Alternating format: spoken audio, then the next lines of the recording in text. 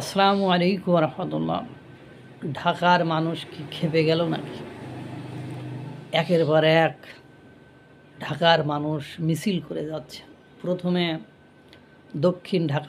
দক্ষিণ মহানগরের গুলিস্তান অর্থাৎ কেন্দ্রীয় কার্যালয় আওয়ামী লীগের গুলিস্তানে আশেপাশে প্রথম দিন মিছিল করেছে। এরপরে উত্তরায় করেছে। এরপরে মিরপুরে বিশাল রাত্রে মিছিল করেছে। মিরপুরে আর উত্তরায় করার পরে বেশ অভিযান চালিয়ে কয়েকজনকে আটকও করা হয়েছে। যাদের বিরুদ্ধে মামলা আছে তাদেরকে আটক করলে তো কিছু করার নেই, তাদেরকে আটক করেছে।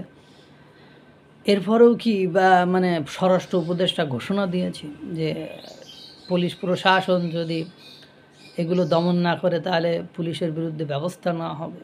কিন্তু পুলিশ তো এটা করতে পারবে না। পুলিশ করতে পারলে তো আগের শেখ হাসিনার আমলে সরকারের কথা শুনে ন্যায় অন্যায় বিবেচনা না করে যদি তারা কোনো কিছু করে থাকার কারণে এখন যে পানিশমেন্ট ট্রাইব্যুনালে যাচ্ছে, অনেকে মারা গিয়েছে, অনেকে মেরে ফেলেছে, তারা বিচার পাচ্ছে না, ন্যায় বিচার পাচ্ছে না, বা তারা কোনো ফ্যামিলিগত সুযোগ সুবিধা পাচ্ছে না।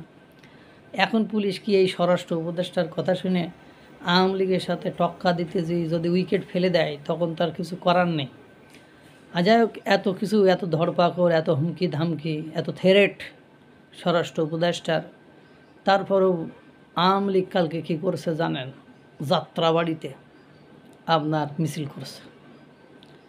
যাত্রাবাড়িতে গতকালকে আওয়ামী লীগ মিছিল করছে, পাশাপাশি নারায়ণগঞ্জেও মিছিল করছে।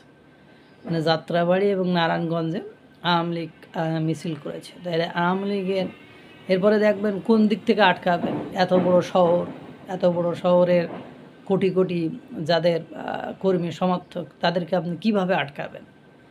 এই জন্য আমার মনে হয় যে বিএনপির যে সবাই ইনক্লুসিভ নির্বাচন বা সব ক্ষেত্রে যারা অপরাধী তাদের বিচার হোক, যারা অপরাধী নয় তাদেরকে স্বাভাবিক জীবনযাপনে এসে তাদেরকে রাজনীতিতে ফিরে আসতে দেওয়া হোক, কাউকে হয়রানি না করা হোক। তখন দেখবেন সব কিছু ব্যালেন্স হয়ে গেছে। কিন্তু আপনারা যখন এইভাবে দমন পীড়ন, নির্যাতন, নিপীড়ন, এইভাবেই তো বৈষম্যের সৃষ্টি হয়, যেটা আগেও আমরা দেখেছি। এখন আমাদের কারোরই এটা কাম্য নয়। আশা করি আল্লাহ তাআলা সকলকে সঠিক বুঝদান এবং সঠিক কর্মসাধনের মানে মনোবাসনা দিবেন, বা মানসিকভাবে ইচ্ছাশক্তি তৈরি করে দিবেন, আর একটা সুন্দর সুষ্ঠু বাংলাদেশ গঠন করার সকলকে সহায়তা করবে। আল্লাহ তাআলা সকলকে ভালো রাখুক, সুস্থ রাখুক। আসসালামু আলাইকুম ওয়া রাহমাতুল্লাহ।